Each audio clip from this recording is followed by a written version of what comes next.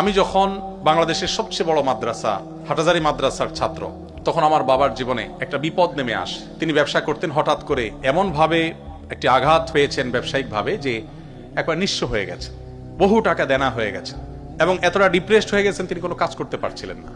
আমি তখন ছোট মানুষ ছিলাম, অনেক বেশি বুঝতাম যে তা না, আল্লাহ তাআলা কমন সেন্স দিয়েছেন, সেটা দিয়ে আমি চিন্তা করলাম সবাই হাটহাজারী মাদ্রাসা ভর্তি হওয়ার জন্য স্ট্রাগল করে, বড় মাদ্রাসা ভর্তি হওয়ার জন্য চেষ্টা করে, আমি অলরেডি সেখানে অ্যাডমিট আছি, ভর্তি আছি। আমি তখন সিদ্ধান্ত চেঞ্জ করে সেই মাদ্রাসা ছেড়ে যশোরের একটা মফস্বলের মাদ্রাসায়, অর্থাৎ জেলা পর্যায়ে একটা মাদ্রাসা দর্নেমাসে গিয়ে ভর্তি হলাম, যেটা সাধারণত কেউ করবে না, সেটা করলাম। অর্থাৎ ঢাকা ইউনিভার্সিটি ছেড়ে জেলা পর্যায়ের কোনো একটা কলেজে যা ভর্তি হলাম, এরকম একটা পর্যায়ে ভর্তি হয়ে যশোর যুব প্রশিক্ষণ কেন্দ্র এখনো আছে, সেখানে আমি ইমামতির দায়িত্ব নিলাম। ৬০০ টাকা মাসে বেতন আমার। এই টাকা প্রতি মাসে বাবার হাতে তুলে দিতাম। একটা বাইসাইকেল সেখানকার একজন সিনিয়র